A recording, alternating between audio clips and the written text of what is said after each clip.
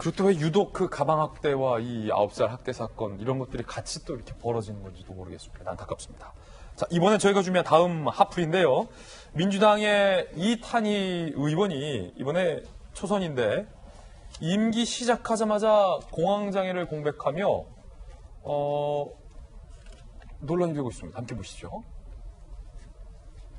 2017년 사법농단 사태로 공황장애가 시작됐고 이후 회복이 됐지만 지난 3월 말 증상이 재발했고 고통이 심해져서 국민들이 양해해 준다면 온전히 건강 회복에 집중하고 싶다라고 밝혔습니다. 그제 잠시 국회를 떠나겠다라고 밝힌 거예요.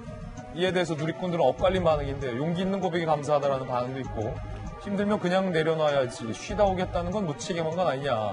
3월부터면 선거 자체를 내려놓아야지 국민 세금으로 뭐 하는 거냐라는 비판적인 의견도 있습니다.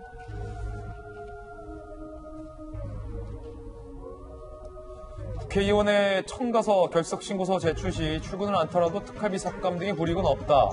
매달 일반 수당, 관리 업무 수당 등 749만 8,910원, 입법활동 및 특활비 포함을 해서 1,100여만 원의 세비가 지급된다. 보좌진 인건비, 차량 유류비 등도 그대로 지급된다라는 기사도 오늘 동아일보에 취재가 되기도 했습니다. 박정화 의원님, 네. 물론 국회의원이라고 하더라도 이렇게 많은 세비를 받는다고 하더라도 몸이 아프거나 또 의정을 수행할 수 없다면 얼마든지 충전의 시간은 당연히 가져야 합니다만 문제는 시점이 새로 국회가 시작되자마자 라는 것. 그리고 지금 논란이 일고 있는 것은 이른바 공천 과정, 선거 과정에서 이런 국회의원으로서의 정상적인 업무를 수행할 수 없을지도 모르는 지병에 대해서 알고 있었다라는 것이죠. 다 아시는 것처럼 이탄희 의원은 지금 그 사법농단 사태로 인해서 양승태 전 대법원장 관련해 당시에 그 그러니까 법원 내 블랙리스트 뭐 이래서 사법농단 관련해서 굉장히 상징적인 인물이시고 그래서 그 건으로 이제 판사를 그만두고 나와서 정치권에 이슈가 되면서 이번 총선을 앞두고 민주당이 사법농단을 뿌리 뽑겠다. 그때 과정을 다 밝혀내겠다라는 의미로 공천을 줬던 의원입니다. 그래서 이제 용인에서 당선이 됐고 다 아시는 것처럼 동작을 해서 당선된 이수진 의원이 같이 해서 사법농단 관련해 갖고 파헤치겠다고 해서 이슈가 됐던 그리고 국민적으로 또 굉장히 관심을 받았던 그런 의원인데 문제는 지금 말씀하신 것처럼 사실은 그 2017년 사법농단 사태로 공황이 시작이 됐고 지난 3월 다시 이 건이 재발이 됐다는 거고 이 건에 대해서 민주당 지도부에 공천 여부가 오고 갈 때 얘기를 미리 했다고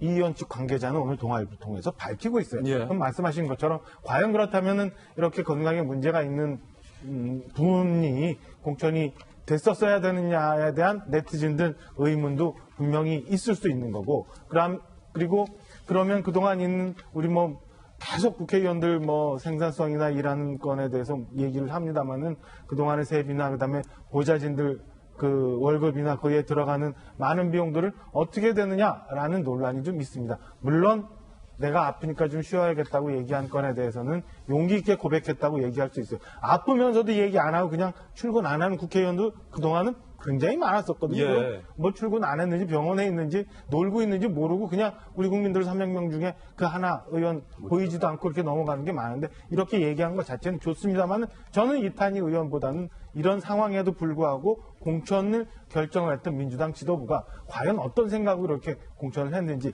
이탄희 의원뿐만 아니라 지금 논란이 되는 의원이 벌써 많잖아요. 앞에도 봤던 우리 윤미향 의원도 있었고 그 전에 있었던 양정숙 의원도 있었고 과연 국회의원 한 사람 한 사람에 대한 가치와 일하는 능력, 일하는 범위에 대해서 민주당 지도부가 어떻게 생각하는지 너무 많은 의원들이 당선되니까 하나 한 사람이 중요하지 않다고 생각하는지 한번 되묻고 싶은 아침입니다.